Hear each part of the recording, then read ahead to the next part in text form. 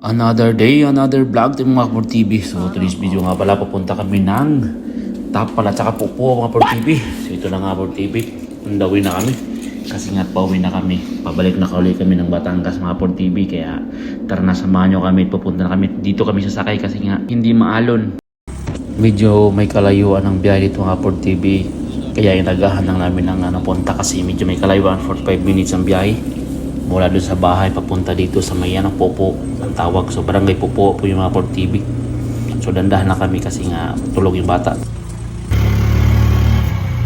One eternity later. Nandito na kami Kapor TV. Makikita nyo agad, matatagpuan nyo dito yung malaking crab na nakalagay Isla de Pitugo. So ito yung mga Kapor TV, ito yung nila port. So barangay Popo ito. At makikita nyo, ito yung ipapakita ko sa inyo, yung sasakyan namin papuntang kabilang isla. So papuntang yun, Ubay. Ito yung Kapor TV. Meron ding barko dito Kapor TV. Maliit na barko. So itong barko na ito, alas 9 pangalis. So may oras yan. Ito naman bangka, every 15 minutes yan. So ito, every 15 minutes merong papuntang Tapal. So kaya walang problema yung sakayan.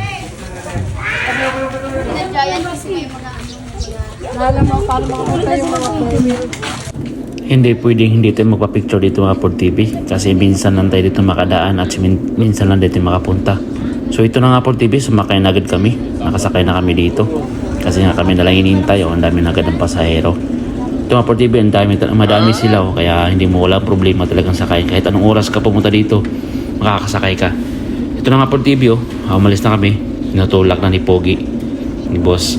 Ito pa TV, ito yung barko. So may nakalagay ang Isla de Pitugo. Maliit lang siya pero pwede yan. Kung gusto mong mayroon kang sasakyan, pwede kang dyan. Diyan bisa sakay yung mga sasakyan ng 4 wheels. Ito na Kapor TV, hundawin na kami.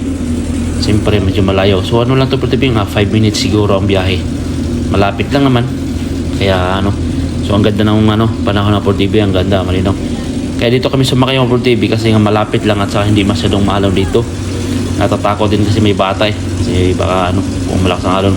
Kung noon kami sasakay sa kabila, isang oras bago kami makarating doon sa Ubay. Dito 5 minutes lang, nandito na agad kami, kaya mabilis lang. So nakikita ng Kapor TV may barko din ito Kapor TV kasi ginagawa din kasi ito yung kabilang pantalan, kabilang port, kaya napakaganda, napakalino ng dagat mga Kapor TV. Kaya tara na. 75 years later. Nandito na kami Kapor TV, nakababa na kami. Dito na kami sa may Port of Tapal. Located lang to sa may sakop to ng Ubay, Bohol mga Kapor TV. Hindi ko na lang pinakita sa inyo kung paano kami bumaba kasi medyo maganda, nakakatakot. Kaya hindi ko na picture, baka magpatak yung cellphone natin. Ang ganda dito mga Kapor TV ginagawa pa lang to siya pero ang ganda naman, napakaluwang.